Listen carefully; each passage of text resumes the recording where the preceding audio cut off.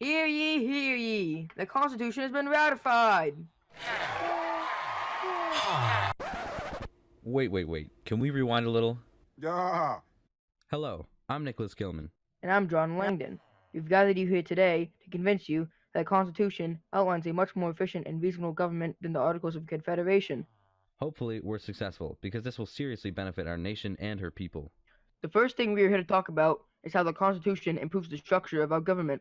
Currently, our country only has one branch of government, the legislative branch. It has the power to write laws, but that's pretty much it. This can cause some problems because there's no one to enforce the laws it creates or decide whether those laws are truly worth having. That's why we need the Constitution. It has a triple branch government system that would be much more sensible and effective in our country. The three branches, legislative, executive, and judicial, are all fairly equally balanced in power, despite having different roles.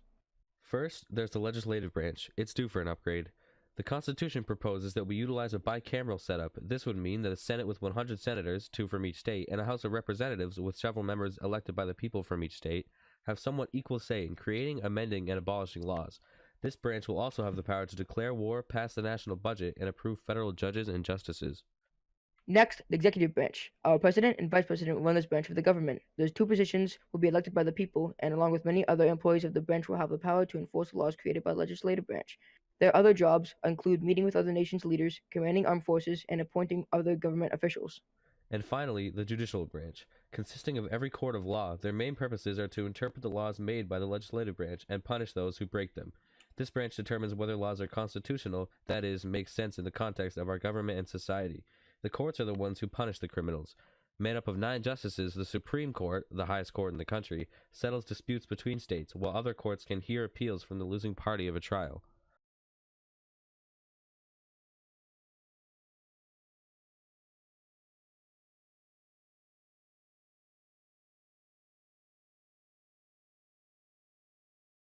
Every day, towns full of innocent villagers are being burned down because of rioting madmen.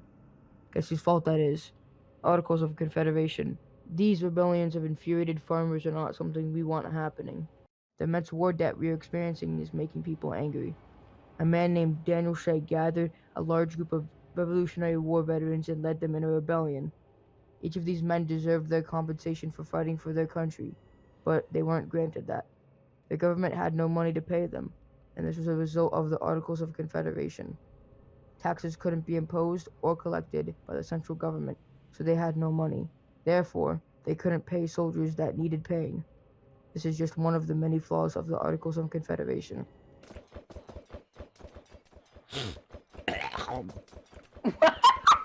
What the? Dude, please, tell me you're recording that. We've gathered you here today to convince you that the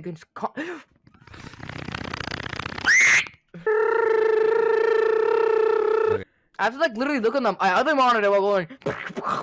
We've gathered you here today to convince you that the Constitution outlines a much more efficient and reasonable government than the Articles of Confederation.